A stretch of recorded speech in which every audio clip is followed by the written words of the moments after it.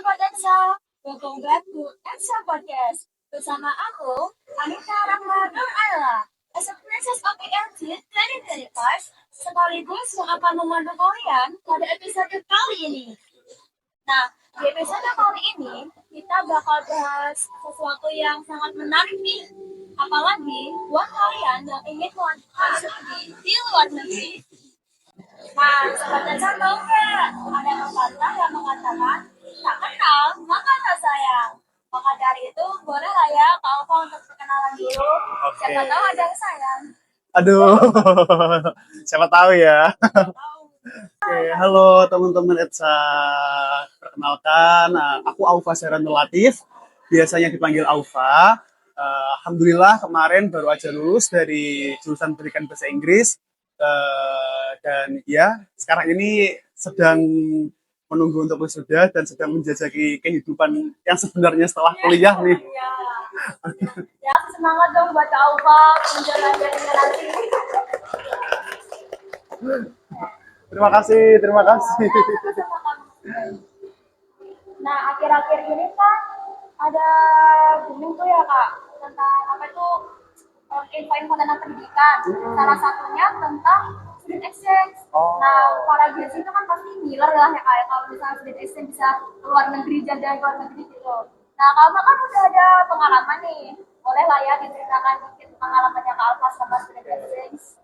Alhamdulillah kemarin sudah sempat ya saya mahasiswa biasa ini yang berasal dari jurusan pendidikan bahasa Inggris menjejakkan kaki di negeri Cina. Jadi apa ya, kalau kata pepatah kan ada tuh, tuntutlah ilmu walau sampai ke negeri Cina gitu kan. Alhamdulillah kesampaian sampai ke negeri Cinanya gitu. Ya, Alhamdulillah. Nah, mengimplementasikan ya. iya, menghayati sekali ya.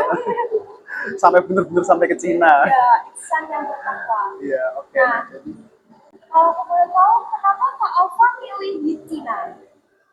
Milih di Cina, sebenarnya waktu itu nggak bisa milih. Kok bisa milih apa? Cina yang memilih saya. Oh, manusia pilihan. Jadi takdir yang memilih saya, alhamdulillah gitu. Jadi kebetulan waktu itu apa namanya, saya nggak bisa milih mau kemana ya, karena itu saya juga didelegasikan, ditunjuk untuk pergi ke Cina mewakili kampus kayak gitu. Wah, keren banget ya Kak. Nah, terus kalau boleh tahu gimana kesan pertamanya Kak Alfa kalau pas di Cina? Pastinya beda kan sama di Indonesia ya? Senang banget, aku langsung nggak pengen pulang. Pengen di Cina terus. Berarti juga di sana ya? Iya. Cari istri di sana. Aduh, semoga bisa nanti kesana lagi ya. Amin. Lanjut S2 di sana Kak? Amin, amin, amin, amin. Nah, kalau aku boleh tahu apa sih perbedaan budaya yang paling Kak Alfa rasain selama di Cina? Perbedaan budaya banyak sebenarnya, banyak banget. Pertama kayak ini apa namanya, antara orang muda dan orang tua di Cina tuh mereka nggak kayak kita. Gimana tuh Kak bedanya? Biasanya kan ini ya, pertama kali aku kaget itu di sana orangnya ngomongnya kenceng-kenceng semua. Iya, orang ngomong biasa tuh kayak teriak. Oh Iya, waktu itu di bandara, waktu pertama kali di apa namanya landing di Shanghai, aku ketemu ada kayak anak muda banget gitu, dia lagi mau keluar dari ini kayak counter imigrasi gitu. Nah, waktu itu kan ada petugas yang ngecek-ngecek gitu kan, kayak nge-scan badan, apakah kita bawa barang elektronik atau enggak, kayak gitu-gitu kan. Nah, petugasnya itu kebetulan kayak udah lumayan sepuh gitu, udah lumayan tua. Nah, si anak mudanya tadi tuh ngomongnya tuh kenceng banget. Aku sampai kaget di belakangnya gitu. Aduh, ini orang tua tuh kok dibutak-butak ya? Terus waktu dia udah lewat, gantian giliranku kan, aku tanya tuh, dalam bahasa Indonesia ini apa namanya ya, interpretasi aja ya. Bapak, itu tadi kok marah-marah, memangnya ada ini ya, ada kesalahan ya? Terus dia nggak ini ternyata, nggak tahu ya apa yang aku ngomongin pakai bahasa Inggris. Soalnya emang di sana itu orangnya lebih nggak ngomong bahasa Inggris daripada kita, gampangnya gitu. Terus akhirnya aku tanya, ya lebih muda di sampingnya, ada petugas lebih muda di sampingnya, dia bisa bahasa Inggris kebetulan. Dia jawab aku gitu, oh itu nggak marah-marah kok, santai aja itu gitu loh. Tapi kok itu kencang banget tadi ngomongnya ya, batin kan aku kan gitu kan. Ternyata emang di sana tuh orangnya biasa ngomong kenceng-kenceng semua gitu, kayak ngegas gitu loh. Nah, ngobrol-ngobrol sambil santai-santai pinggir jalan tuh juga kenceng-kenceng gitu, anak muda orang tua gitu. Itu sih. Terus juga apa, language barrier juga, karena yang tadi aku omongin itu, di Cina itu penutur bahasa Inggrisnya malah lebih bagus di kita menurut aku. Kebanyakan petugas bandara itu sama sekali nggak bisa bahasa Inggris. Ketika aku turun dari pesawat, kan aku bingung ya, namanya pertama kali ya, pertama kali naik pesawat ke bandara gitu kan, pasti kan kayak nyari-nyari tempat, apa namanya, ngambil koper itu gimana, terus check out point itu gimana. Nah, waktu tanya-tanya ke petugas-petugas itu, mereka tuh kebanyakan pada nggak bisa menjawab dengan bahasa Inggris. Mereka tuh langsung memperagakan dengan body language gitu loh. There gitu. You go there. Ah, oke, oke. Jadi kayak ya udah gitu, ternyata bahasa Inggris yang orang-orang kita tuh malah lebih bagus ya daripada orang-orang Cina gitu kan. Akhirnya wah, berarti apa ya, sebagai pelajar bahasa Inggris aku merasa bangga kan gitu kan, orang Indonesia belajar bahasa Inggris dan ternyata bahasa Inggris kita lebih bagus daripada orang-orang sana gitu ya. Itu sebenarnya Berarti mereka itu lebih seringnya pakai bahasa Cina ya, Kak ya? betul, mereka tuh ada pride yang tinggi menggunakan bahasa mereka sendiri. Berarti itu termasuknya culture shock-nya Kakak ya? Iya, kan kita berekspektasinya karena ini exchange program, jadi kita mempersiapkan sebisa mungkin bahasa Inggris dengan sebaik-baiknya, karena kita rencananya kan bertemu dengan pihak-pihak dari beberapa negara. Nah, akhirnya pas datang ke Cina kok, waduh, malah orang-orangnya susah diajak ngobrol bahasa Inggris gitu. Itu lumayan kaget waktu itu. Akhirnya karena kebetulan kita kan aku berdua ya berangkatnya ke sana. Temanku itu kebetulan dia udah lumayan prepare bahasa Cinanya. Jadi kalau ada ngomong, kalau aku pengen ngomong sama orang sana tuh atau pengen tanya-tanya sesuatu itu, aku nanya dia dulu. Coba dong bahasa Cinanya ini apa gitu. Ntar dia yang translatein. Translator pribadi ya, Translator Kak? pribadi. Kebetulan banget dia udah prepare bahasa Cina. Enaknya gitu ya, ada teman yang pribadi. Jadi bangga jadi anak PBI ya kan, bahasa Bangga Inggris banget. yang lebih jago. Kalian harus bangga. Ya bangga, aku juga ada bangga kok, Kak. Nah, kalau aku boleh tahu juga gimana sih, aku kepo sama sistem pembelajaran di sana, Kak. Beda apa sama yang di Indonesia? Beda nggak sih, Kak? Sistem pembelajaran ya, gini. Jadi waktu itu aku sempat sekali ikut kayak kelas mahasiswa-mahasiswa di sana. Jadi sistemnya itu kurang lebih sama sih, kayak dosen menyampaikan materi, presentasi, materinya apa aja, kemudian mahasiswa juga aktif tanya jawab di kelas, dan apa namanya, ketika nanti udah selesai dosen akan mengevaluasi siapa yang nggak paham kayak gitu. Nanti mahasiswa akan bertanya. Terus, nah yang aku lebih, ini bukan shock sih, amazed sebenarnya. Ketika dosen tuh nanya, kayak misal, ini aku nggak tahu bener apa salah ya, tapi aku nganggapnya waktu itu dosennya nanya gini, ada yang nggak paham nggak gitu kan. Hampir semua kelas langsung angkat tangan. Mereka berebut buat bertanya. Semoga mereka ambis-ambis semua ya, Kak ya? Betul banget, itu aku kaget sih. Dan takjub gitu loh. Dengan kayak apa ya, melihat kebiasaan kita di Indonesia gitu kan. Kadang sampai, ini bukan yang menjelekkan atau gimana ya teman-teman. Ini ya memang beda aja gitu. Ketika melihat teman-teman di sana, ada dosen yang bertanya, ada yang nggak paham nggak gitu. Terus mereka tuh hampir satu kelas ini angkat tangan gitu. Nah, ketika semua udah angkat tangan, dosennya akan nunjuk gitu, coba kamu gitu. Nah, ketika ada yang nggak sempat ketunjuk, mereka tuh bener-bener paksa buat tanya gitu loh. Itu, jadi semuanya itu bener-bener punya keinginan belajar yang sangat tinggi. Gitu. Mereka yang rasa ingin tahunya tuh tinggi ya. Betul banget. Itu yang harus kita pelajari dari mereka sih. Aku juga mes juga sih, Kak. Betul banget. Selama, nah, selama Kakak Alfa ini belajar di sana tuh ada kendala bahasa nggak? Pastinya ya, Kak ya? Pasti banget kendala bahasa ya itu tadi ya, karena saya berekspektasinya kan di sana bisa mengaplikasikan bahasa Inggris yang udah dipelajari gitu kan sebagai bekal. Nah, akhirnya di sana malah bahasa Inggrisnya lumayan, bukan yang nggak kepake cuman nggak sesuai ekspektasi aja gitu. Jadi ketika emang ajak ngobrol teman-teman di China, dan dosen-dosen yang juga menyambut dari sana. Memang apa namanya, language barrier itu kerasa banget gitu. Dengan bahasa Inggris mereka yang lumayan pas-pasan Ya, menurut. pas-pasan ya. Oh gitu. Kalau Ferry pernah ada interaksi nggak sama dosen atau mahasiswa lokal gitu? Gimana interaksinya kalau sama mereka? Mahasiswa lokal Lokal Cina ya ya, berarti ya? mahasiswa Cina. Pasti ya. Lokal Cina. Nah waktu itu kan hari kalau nggak salah hari kedua setelah sampai di China itu kita diajak buat ini masuk kelas papercraft, Oh iya iya iya. diajarin buat bikin kayak seni menggunting kertas waktu itu sama melipat kertas kayak origami. Nah itu pertama kali aku berinteraksi dengan dosen di sana secara langsung. Waktu itu dosennya perempuan dan lumayan sudah tua kelihatannya ya, kelihatan karena udah uban banget waktu itu rambutnya dan ya kelihatan tua. Nah itu diajarin membuat papercraft lagi. Nah kebetulan waktu itu aku melihat beliau membawa kayak tali panjang gitu. Nah, ketika aku melihat tali itu, aku merasa kayak kok familiar ya gitu. Aku pernah lihat gitu loh. Ternyata tali itu dipakai untuk mainan kayak kamu pernah main karet yang dibentuk-bentuk di tangan gitu nggak? Oh iya. Nah, itu ternyata di sana mereka nggak pakai karet, mereka pakainya tali yang lebih panjang gitu. Nah, terus waktu itu aku tanya, boleh pinjam ini nggak? Karena waktu itu kan kita modelnya kayak apa ya, kerja kelompok gitulah. Jadi dibebasin buat mengambil barang apa aja yang kita mau gitu kan. Nah, waktu itu aku tanya, kepo banget soalnya. Ini boleh diambil nggak gitu? Oh iya silahkan gitu. Aku ambil, aku mainin akhirnya. Terus dia tanya, dia ngomong, loh kamu kok bisa main ini gitu? Oh iya saya di Indonesia juga sering main, tapi nggak pakai tali benang gitu. Pakainya tali dari, pakainya karet gelang gitu.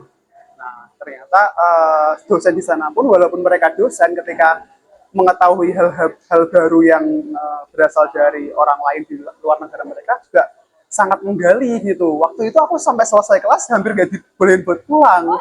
Ditanya-tanyain soal Indonesia, sana main apa aja, selain kamu main itu kamu main apa lagi gitu. Aku jelasin kan waktu itu. Waktu Indonesia, kalau di Indonesia kami lebih seringnya main tuh aku ceritain waktu kecil ya waktu itu. Jadi sebelum kenal gadget atau apa-apa gitu ya. Kita sering main tuh pakai bambu. Sering itu yang egrang itu. Nah, kita sering tuh pakai bambu, terus kita main pakai karet, kita main apa namanya? Karet gelang buat tembak-tembakan, kita main kelereng, kita main kejar-kejaran kayak gitu. Kita lebih apa namanya? Main tuh dengan menggerakkan fisik gitu. Hmm. Nah, dia menjawab, oh iya sekarang anak-anak beda ya, mainannya udah nggak pakai gitu lagi gitu. Sekarang udah zaman gadget, jadi ya kita mau nggak mau anak-anak pasti nggak bisa lepas dari gadget. Iya betul sekali, aku bilang gitu. Nah, Cina kan juga terkenal dengan negara yang sangat maju kan, jadi emang penggunaan gadget di sana itu udah luar biasa banget. Aku setelah ini aku mah jadi kangen masa kecil deh. Aduh, Aku juga sering main kayak gitu sama teman-teman desa aku juga. betul banget. Jadi di situ mahasiswa sama dosennya tuh sama mirip-mirip sudah belajar rasa ingin tahunya tinggi gitu Iya ya. betul banget. Wah, untuk mahasiswa nggak dosen mes ya. Nah, boleh tahu apa sih tantangan terbesarnya Alfa yang pernah Alfa rasain selama exchange? Tantangan terbesar ya. Ini jujur ya waktu itu sebenarnya lumayan struggle itu mencari makan. Oh, Iya, mencari makan. Itu kerasa banget struggle cari makan. gimana tuh Kak? Soalnya apa ya? Karena kita baru banget di sana dan nggak sempat kayak searching tempat-tempat mana yang menyediakan makanan halal, tempat-tempat mana yang menyediakan makanan yang non halal, gitu kan. Jadi akhirnya kita diajak temen, ada satu temen di sana yang udah mulai kuliah di sana juga kan. Kan nggak tolong kalau misalnya mau makan kita ajakin dong gitu kan. Ya kita tahu tempat yang boleh tempat yang menjual makanan halal itu di mana aja.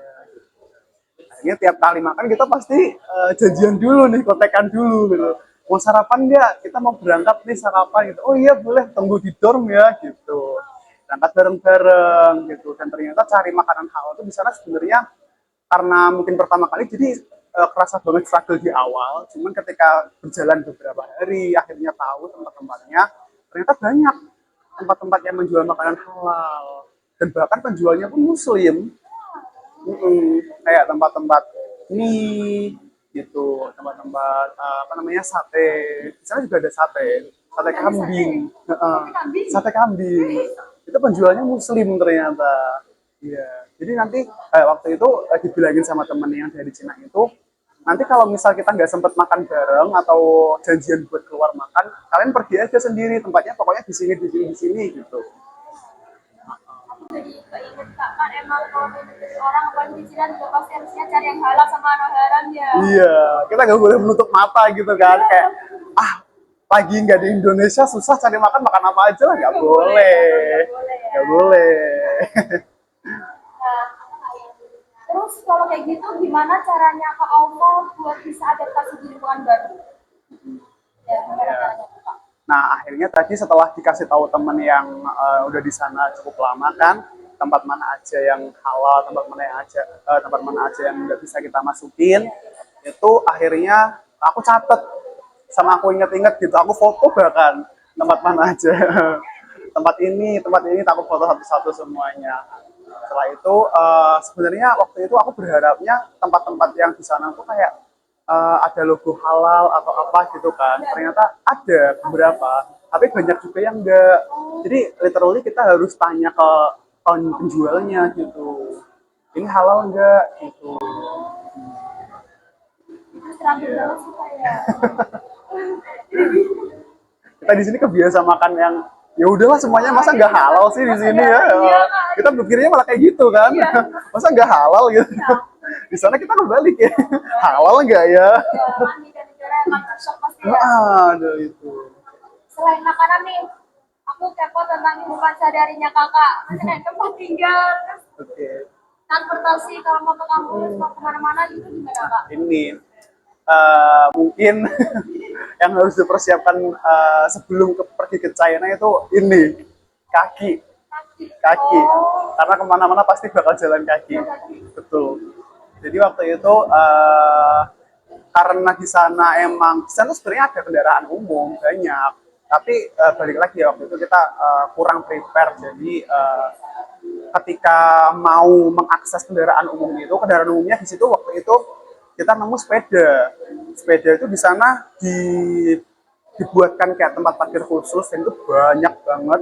Kayak misal di kampus gitu, di pintu masuk ada, di samping gedung, tiap gedung itu ada parkiran khusus kendaraan umum itu, sepeda yang bisa diakses secara umum itu. Nah, tapi untuk mengakses sepeda itu kita perlu yang namanya satu aplikasi itu namanya Alipay waktu itu. Aplikasi dari Cina yang buat kayak kita kris gitu loh, scan kris. Setauku ya waktu itu ada dua aplikasi yang bisa dipakai, Alipay sama WeChat. Oh, micet. Betul, Alipay sama WeChat. Nah, kebetulan aku sama temanku itu WeChat kita nggak bisa-bisa.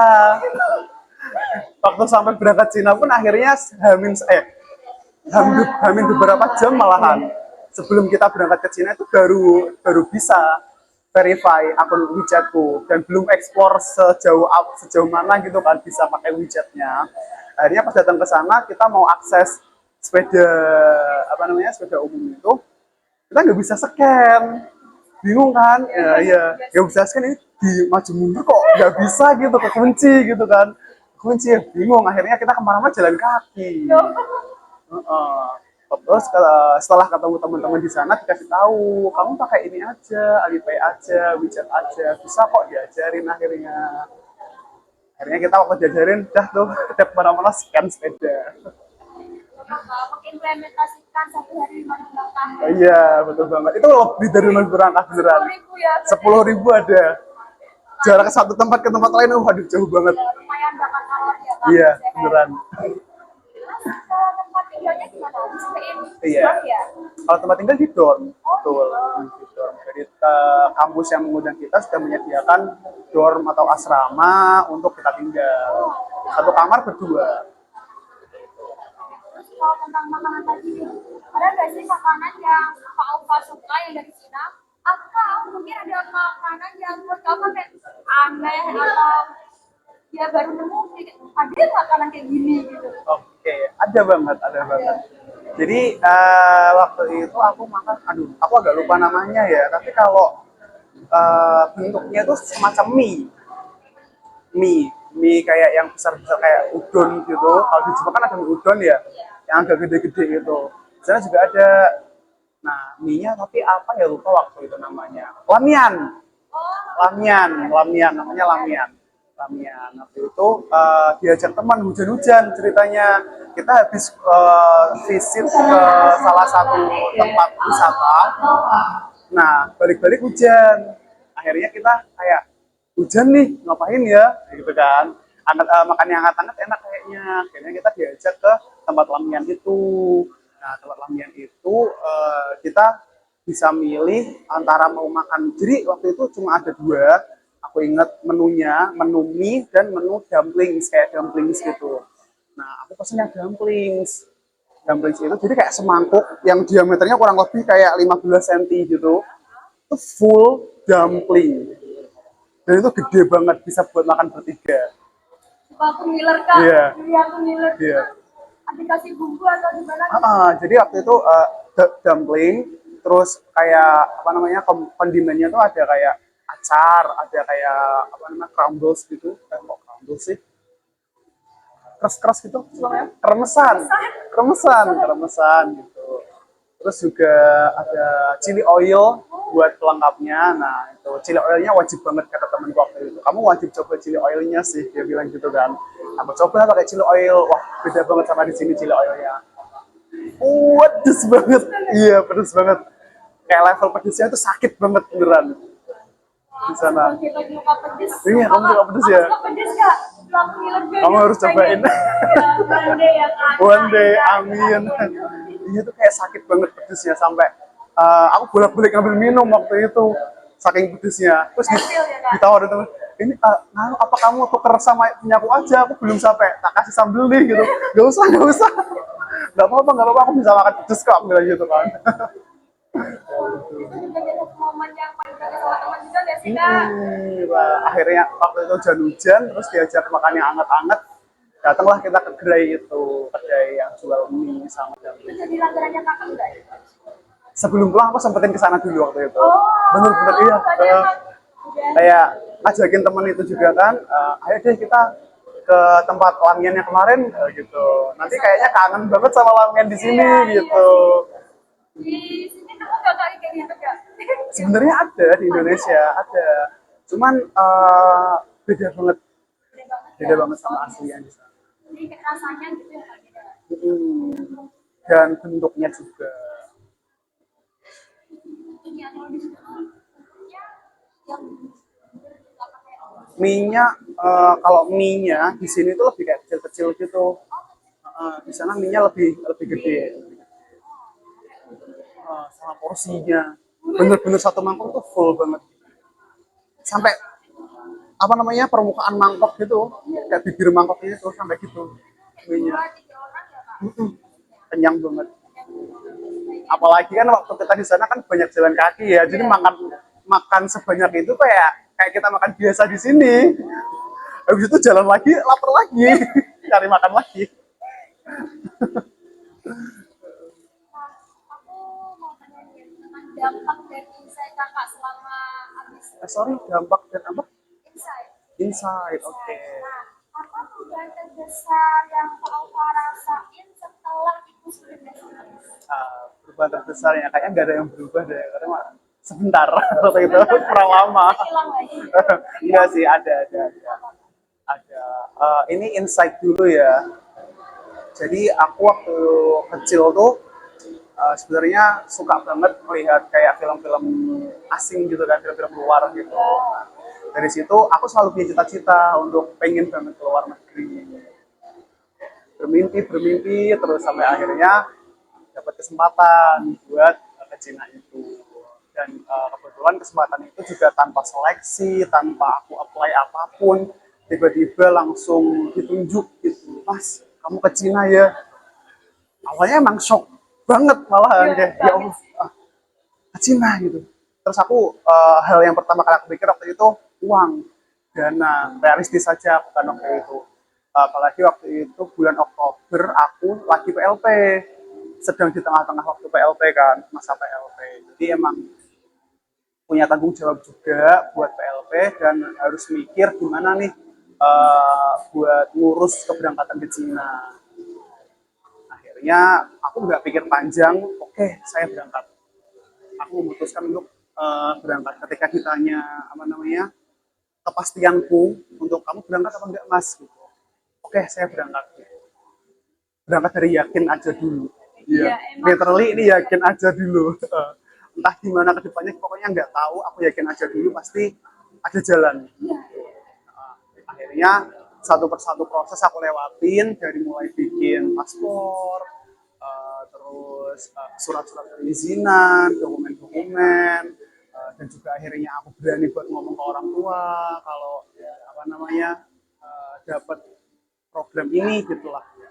Awalnya emang aku takut banget buat ngomong ke orang tua, gitu. Takutnya orang tua ada keberatan, apalagi ini nggak cuma di luar pulau atau luar ini luar negeri gitu, first experience ke luar negeri gitu. Akhirnya berani ngomong ke orang tua, alhamdulillah orang tua juga oke nggak apa-apa mas, kalau emang kamu yakin dan ini baik buat kamu nggak apa-apa. Alhamdulillah orang tua support, akhirnya sampai berangkat dan kejadian. Iya. Ya, emang yang paling penting itu lihat, yakin sama restu orang tua sih. Betul sekali. Ya, banget orang tua yang support ya kak ya. Betul banget, alhamdulillah. Kalau ada apa-apa juga pasti bilangnya ke orang tua kok kak. Pertama kali itu harus ya, harus. Karena ya kunci dari kesuksesan di akhir itu pasti izin dan restu orang tua. Nah, apa sih atau pelajaran yang kak Alfa dapetin selama berprestasi? Skill ya, aduh, kayaknya Dari makan. satu, satu, kedua skill olahraga, jalan kaki.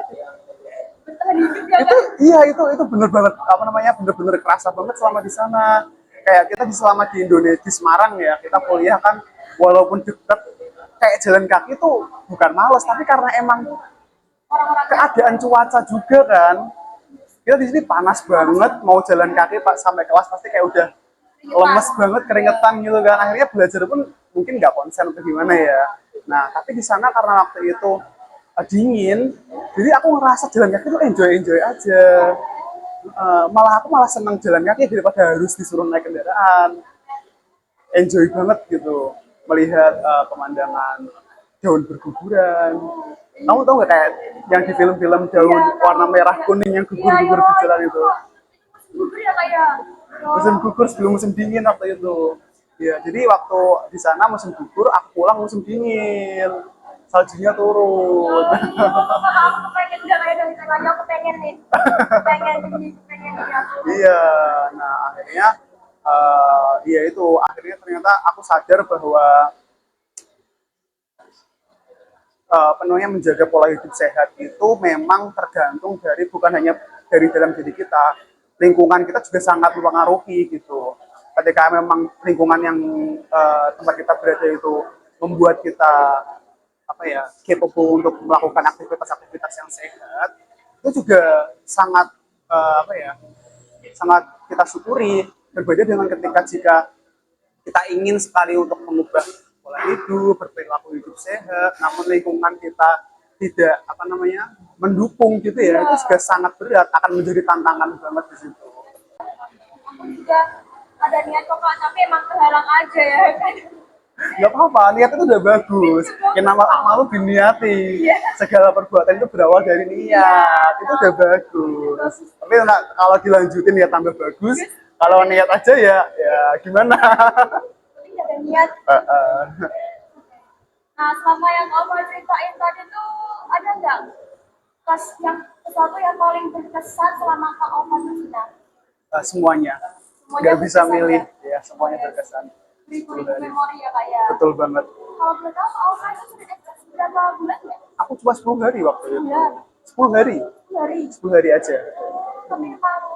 tapi emang memorinya udah banyak Iya. banget ya. Semuanya berkesan ya kak ya. 10 hari yang sangat-sangat gak bisa dilupain dan semuanya berkesan. Karena itu kan apa ya, memang semuanya dari kayak perjalanan itu aku bener-bener pertama kali dalam hidup aku bikin paspor, naik kereta, pergi ke Jakarta, ke bandara, naik pesawat, ke luar negeri, ngerasain packing, apa namanya, kayak melihat aku packing baju, aku packing barang-barang tuh kayak iya bener banget kayak ini sesuatu yang hal kecil yang sebenarnya aku impi-impikan gitu kan terjadi begitu saja. Jadi kayak syukur banget, rasa syukurnya itu wah luar biasa banget. Iya. Itu kayak mimpi banget ya Kak ya. Nah, itu ya sobat cerita dari Kak Ova. Jadi student exchange itu kan kita bisa jalan-jalan luar negeri, kita juga bisa belajar banyak hal. Kita belajar cara beradaptasi, mengenalkan negara-negara lain. Dan ya, aku harap setelah cerita Kak Ova ini kalian jadi makin semangat untuk mencapai apa yang kalian inginkan. Dan semoga impian kalian terkabul. Nah, sebelum aku tutup nih, Kak Ova mau ada closingan nggak buat Aduh, sobat Etsa ini? closingan mungkin nitip pesan aja buat teman-teman ketika kalian punya mimpi, semustahil apapun mimpi itu, terus percaya aja bahwa pada akhirnya kalian pasti akan mendapatkannya. Nah, amin. Amin ya, sobat ya. Nah, sebelum aku tutup nih, aku mau ngucapin banyak terima kasih buat Terima Kak kasih Alfa juga. karena udah menyempatkan waktunya di Terima kasih. Baca Podcast episode kali ini. Dan gak lupa juga aku mau terima kasih sama Sobat Eksa yang udah nonton episode ini. Dan ya, selamat tinggal guys. Bye guys. See See you in the next you. episode.